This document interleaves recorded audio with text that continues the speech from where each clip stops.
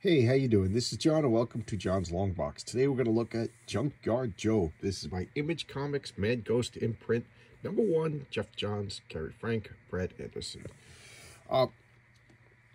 Whenever Junkyard Joe comes up, I have to mention that it was originally Jeff Johns came up with a story for a G.I. Robot over at DC Comics, and they told him no. So he did what a good guy does, is he creates his own character and makes a wonderful comic. You know, when Jeff Johns asks you, can I do something, you say yes. You know, I don't know why DC said no to him, but there you go. But look, first off, look at this wonderful cover. So spoiler alert, I love this comic. Let's look at the indicia, 2022, and it's the year 1972. I bought, for those of you who've been watching my channel, you'll know that I have a huge backlog of back issues, and this just got lost in the shuffle. I have all the issues. I don't know why I didn't read it when it came out, but I didn't, and now I'm sitting here reading them all in order, and I'm absolutely loving it. So it's 1972. It's in Vietnam. Let's look at the credits. Brad Anderson, colorist. Rob Light, letterer. Brian Cunningham, editor. Again, these are the various covers. I only get the cover A, but I did get the pencil cover because the proceeds went to veterans organizations. Jeff Johns, writer, Gary Frank, artist. I love both of them. That's just a legendary team. So now we have just this wonderful 2-page establishing shot. It's in Vietnam. You know, the airplanes landed, soldiers are talking, and already, this is like the 3rd page. We already have personalities of the GIs, what they want. You know, Muddy over here is a cartoonist. The other guy wants to go home to his wife. You know, the sergeant over here is dour, mean, but you can tell he's trying to keep everybody alive. He can't afford to let emotions get in the way. You know, they're just wonderful GIs. You know, wonderful personalities. And then here's the robot. It doesn't talk, and they immediately like, what's wrong with this guy? So here they are. You know, they took a shortcut, they get lost, they're arguing, and G.I. Robot is just out here, you know, just stand and watch, and boom, look at that. Oh my God. You know, take cover, you know, and then he just goes into action, just running towards the bullets, taking out the snipers. They're like, what's going on? You know, and they see a Viet Cong coming with a grenade. They're running, and what does the GI Robot do? He jumps on him, and then boom. They're just like, oh my God, the new guy. Because they were teasing the new guy because he wouldn't talk. You know, he wouldn't come near anybody. So they were like, yeah, screw him. And then he just like rises up out of this rainy water. Like, no way. You know, what is going on? And they walk over, and they see that the fake skin was ripped off, and he's a robot, you know.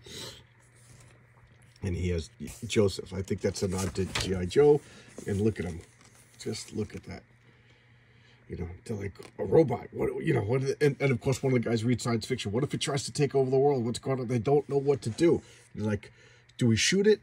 You know, it's just fear. Just imagine the terror. It's at night. They're in Vietnam. You know, these guys don't want to be here. Does anybody want to be in Vietnam? You know what I mean? And they don't know what to do. And now they're faced with the robot.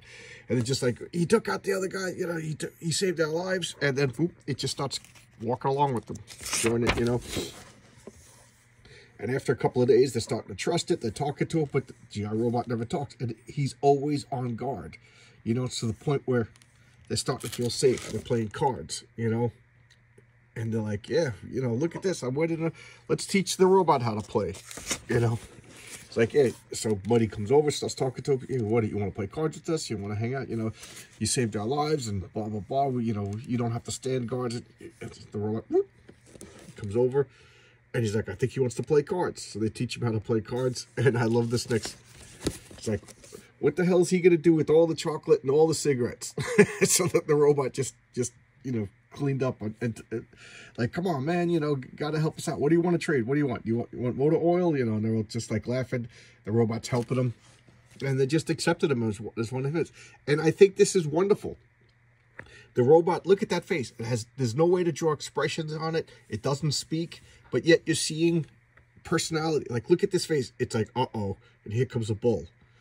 You know, they're like, look at him. Let's scare the bull off. And then they see that it's got like C4 on it. And like, it's a bomb. You know, boom, boom. You know, trees getting knocked down right on top of GI Robot. He's looking back like, oh no, my buddy. Like he's already thinking of the robot as GI Robot. Jeez, I'm calling him GI Robot. It's Junkyard Joe. He's looking at Joe as like, oh no, you know, guys are getting killed. They're getting ambushed. You know, what's going on? And he's looking, and this guy gets stabbed, you know, and GI Robot just, this could drive me nuts. Junkyard Joe just, look at that. Boom. They're like, what is it? We're like, we don't know. Let's get out of here. And he is just carrying his buddies out.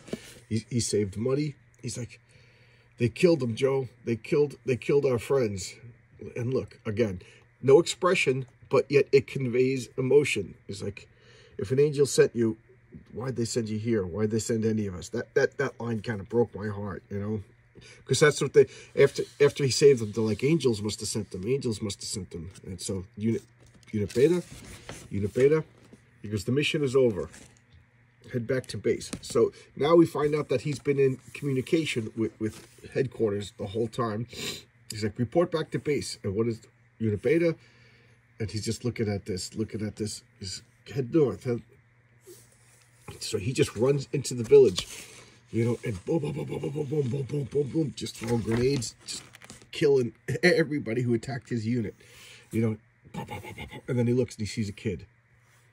And he's like, what do I do? He sees the mother running out. He's like, what does he do? What does he do? And he just smashes his gun. It falls down and deactivates. Stop transmitting. He goes, Unit Beta finished the analysis of the war and it's shut down. He goes, what does it mean? What's it telling us? He goes, it tells us the war is unwinnable. We're going to leave Vietnam. And now Muddy wakes up in the MASH unit. And he's like, the doctor's like, you can't keep talking about this robot. You know, if you keep talking about this robot, they're going to send you home and put you in a psych ward. He goes, is that what you want? He's like, but it's real. He's real. He goes, listen, the stress, the war, the whatever, plays tricks on a young, imaginative mind like you. He goes, do you want me to put a blue wristband on you? He's like, no. He's like, all right.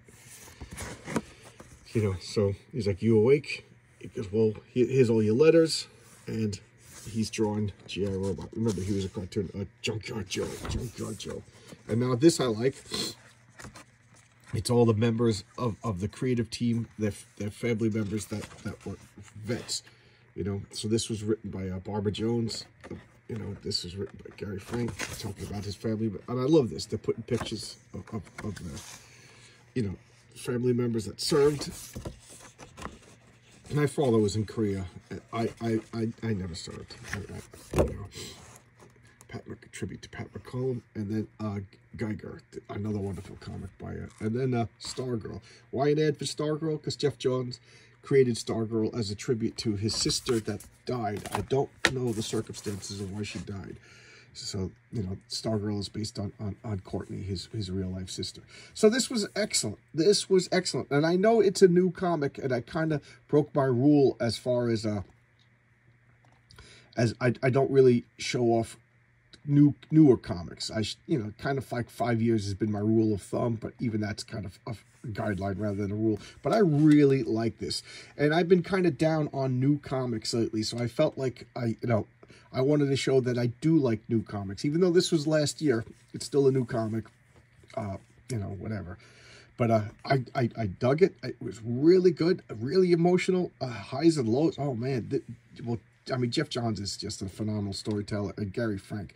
I've liked Gary Frank since I discovered him on Preacher. And then I jumped with him to Punisher. And believe it or not, I didn't like the Punisher until I saw the Garth Ennis. That's how I discovered Garth Ennis too. Garth Ennis and oh well, I discovered Garth Ennis on Preacher. What am I talking about? Now I'm rambling and not making sense. But this was wonderful. Wonderful comic. I can't wait to see where it goes next. So I'm really into the Jeff Johns Image stuff like Geiger and Junkyard Joe. All right, I'll see you tomorrow with another video. Bye-bye.